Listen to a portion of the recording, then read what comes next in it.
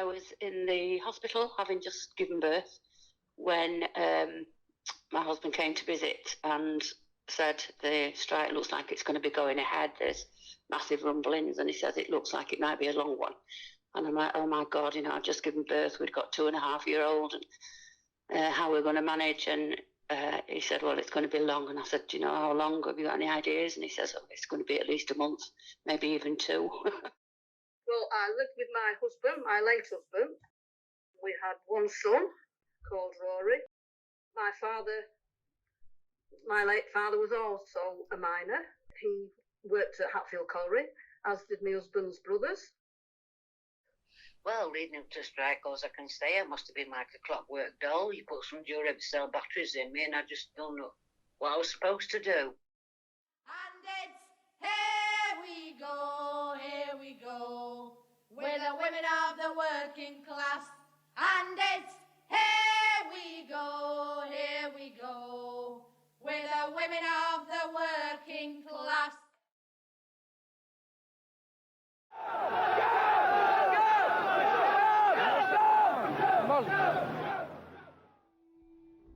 On March the 6th, 1984, the National Coal Board announced that 20 collieries would be closed, resulting in a loss of 20,000 jobs in Britain's coal industry. Miners across the UK would walk out for 12 months in response to that threat, including thousands of men from Doncaster. At the centre of the strike was one key principle. This was that the collieries and the steady flow of employment they provided were the lifeblood of the communities that surrounded them. If the pits were to be closed down, those who lived in villages like Armthorpe, Rosington, Conisbrough, Dennerby, Woodlands would suffer unemployment and significant financial hardship. The magnitude of this crisis meant that it wasn't just a man's fight. Within days, thousands of strong, principled women stepped up to support their communities and will continue to do so for the next decade. Well, I was in the process of trying to buy a shop, and a woman called Sheila Christian come in. She says, why don't you come and get involved? I said, oh, nah, I'm not interested. She says, well, look, there's a meeting tonight at Welly. She says, 7 o'clock. She says, if you feel like it, come down. Anyway, I went down and somebody voted me on committee. I said, I don't want to be on committee. I said, I'm not that bothered, to be quite honest. Oh, well, you've been voted on now, so.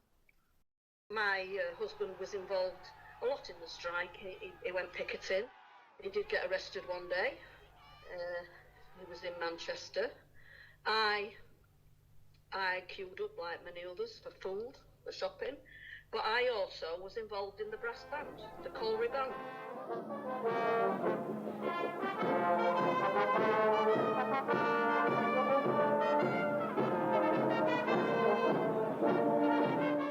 I've been with the band 59 years. My father was one of the founders of the Hatfield Colliery Band, which was founded in 1947. We did the People's March for Jobs in London, and we led that parade. And my son went on the marches as well. My role was going out, trying to get money to make food parcels up. So it was going rattling a bucket in Doncaster to start off with. And then people started getting in touch with us to go and speak at their union meetings and their group meetings and what have you. So I got rolled into that. And my very first speech were at Sheffield University. I'll never ever forget that as long as I live. I met Sammy Thompson, who were next in command to Arthur Scargill, because he were an Armthorpe lad. And I says, Sammy, can you give me something to say at this thing? He says, no, I can't. He said, you've been on a picket line. He said, you've experienced what it's like. You've got a family.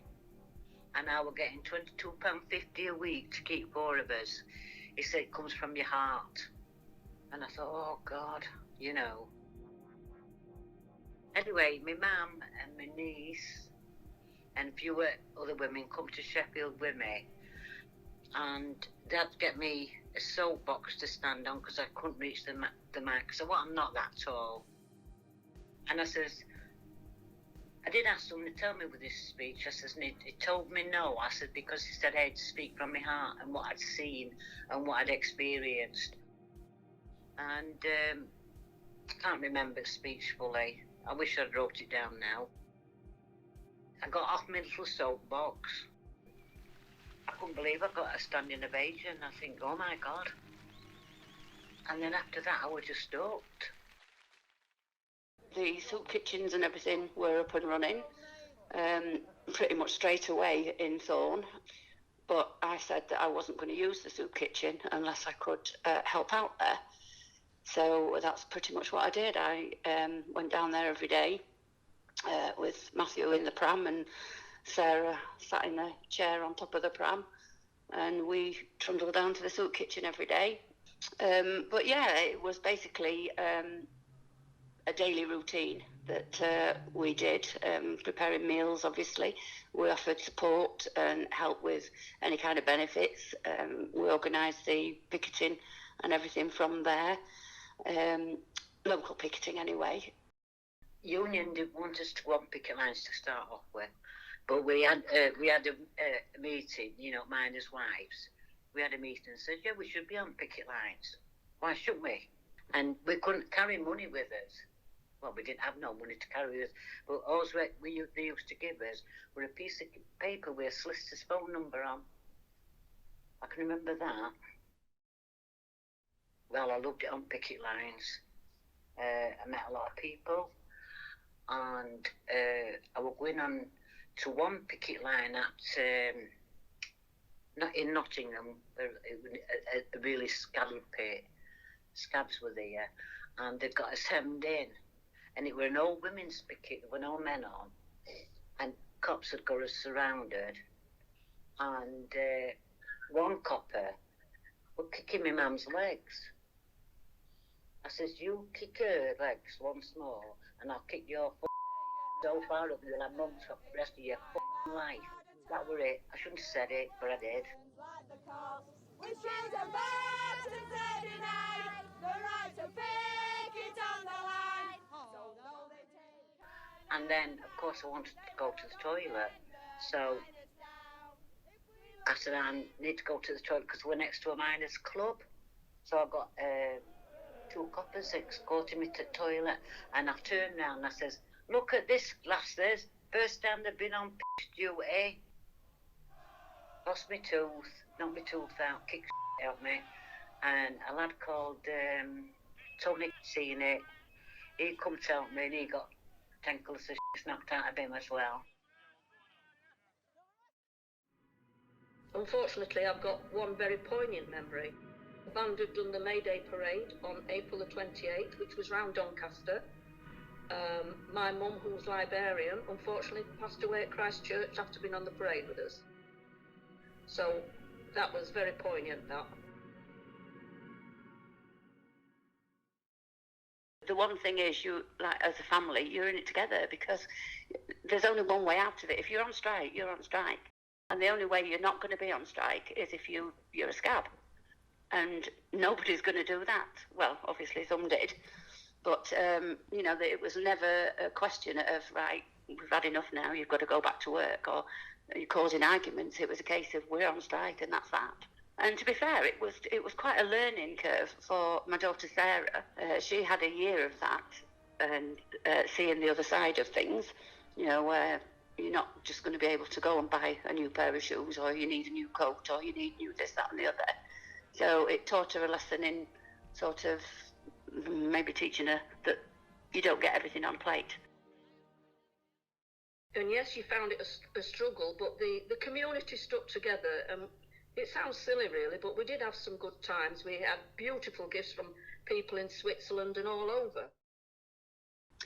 Christmas, well, we had a sponsorship. And what happened was all the children from our sort of local area in Hatfield, in Thorn, their names were all put into a hat, and it was like on a draw-out system, like certain businesses, we would approach them and sort of say, would anybody like to sponsor any of the children for Christmas and that kind of thing. And that's pretty much how it was done. So everybody got presents at Christmas. In a lot of cases, they were hand-delivered. Like for my two, this gentleman arrived on the doorstep on Christmas Eve. So he actually came all the way from London and delivered it to the door on Christmas Eve, which was just mad. Christmas were coming up, and the year before, the Christmas tree were looking a bit thingy nasty to be. I said, I'm going to chuck this out, we'll get a new one for next year, you know. Well, of course, that last thing you could afford were a new Christmas tree. And I'm upstairs looking out at the front window and I'm thinking, God, my poor kids are not going to have a bloody Christmas tree. Anyway, I'm looking and I thought, that bleeding tree looks all right in next door's garden. I thought that'd make a nice Christmas tree. So I went and sawed it down.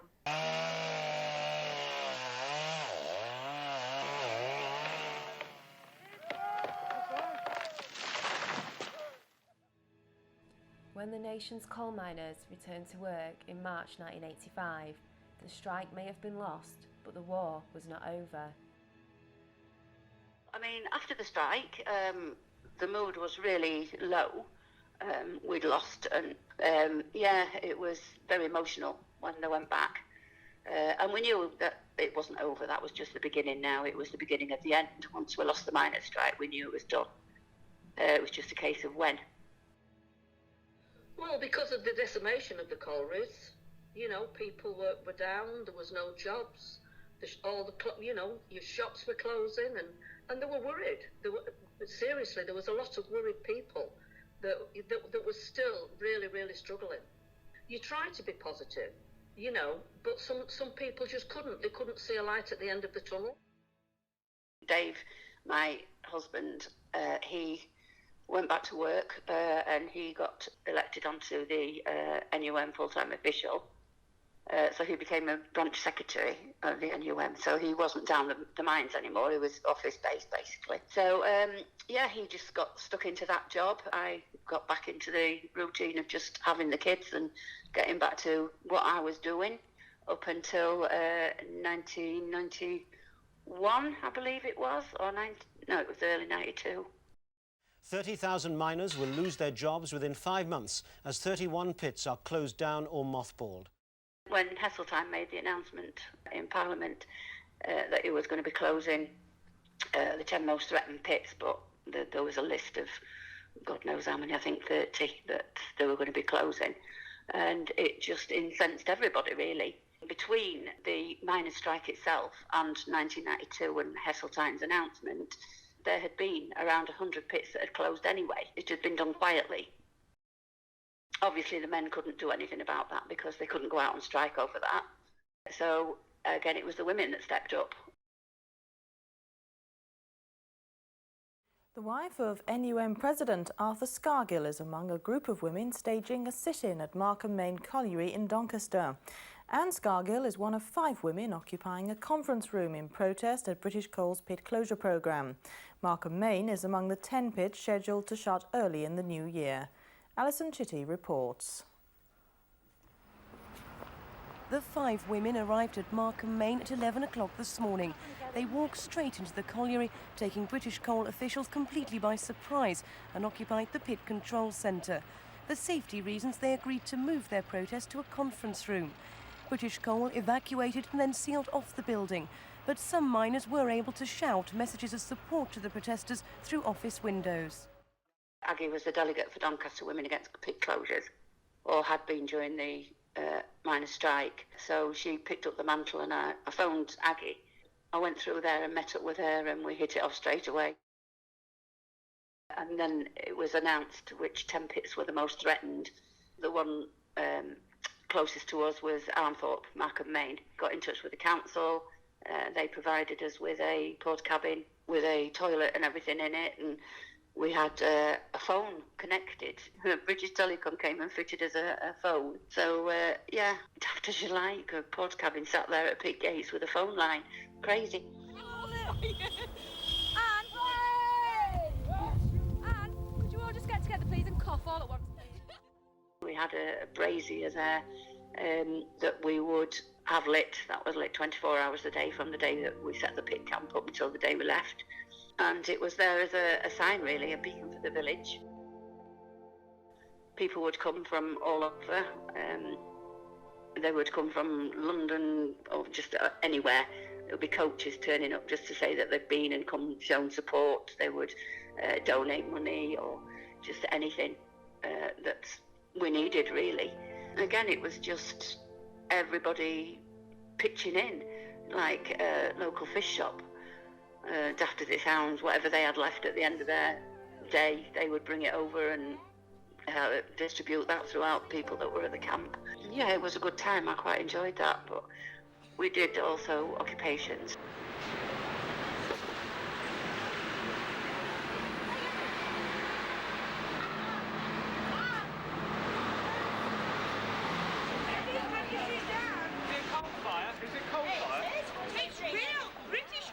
The best in the world. The best in the world. United by the struggle, united by the past, and it's here we go. We're the women of the working class. Notice there it says that we are obliged to disperse all assemblies, okay? All processions of persons causing obstruction or disorder on any day which Parliament. Should you not disperse, then you commit the offence for which you're liable to arrest.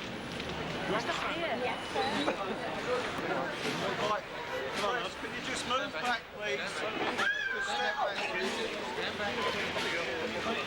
And 3 cheers for women against pit closure!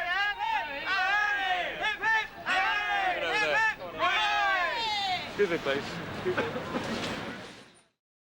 During the time we were at Markham Main, they were moving out materials. They were effectively closing it down from within.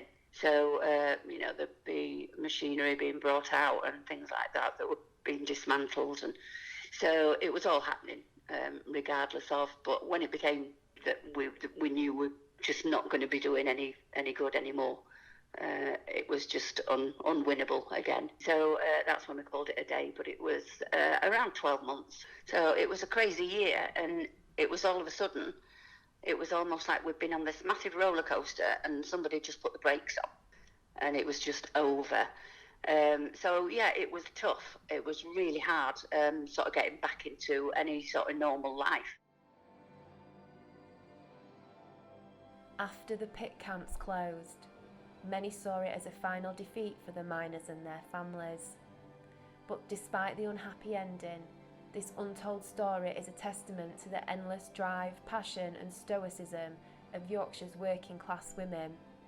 Whatever their role, the decade between 1983 and 1994 will be one that they would surely never forget. Everything just changed. It changed me, the way I thought about things, and I still can't explain it, how it, even now, if I don't feel like doing any housework, I won't do it. Where I were always on the go, dusting this, cleaning that, making sure all washing and ironing were done. I don't do that, and I ain't done that since 1984. It was a massive, massive time for the women in Doncaster and, well, nationally.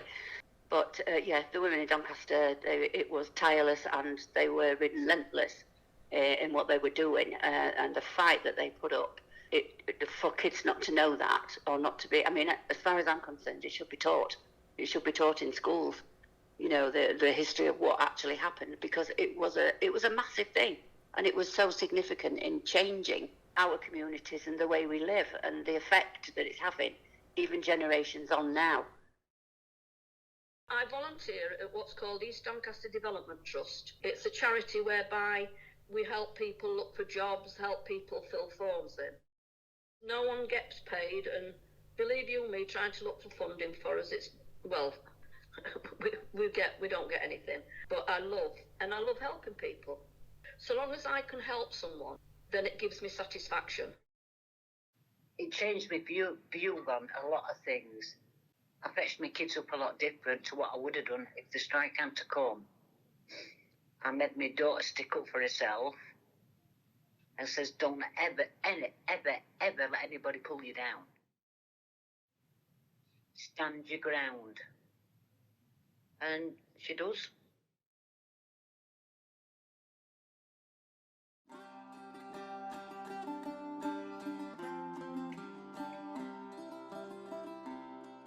Oh, the pits are all closed down now, as Scargill foretold. The all-grieved generation were growing grey and old.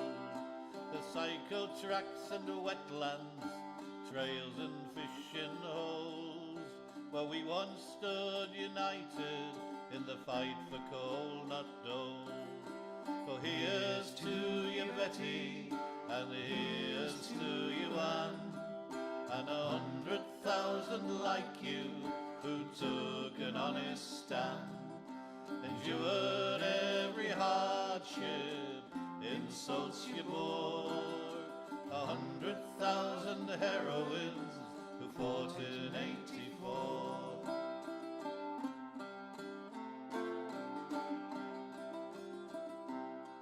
The banners may be folded and carefully put away, but the light that they once kindled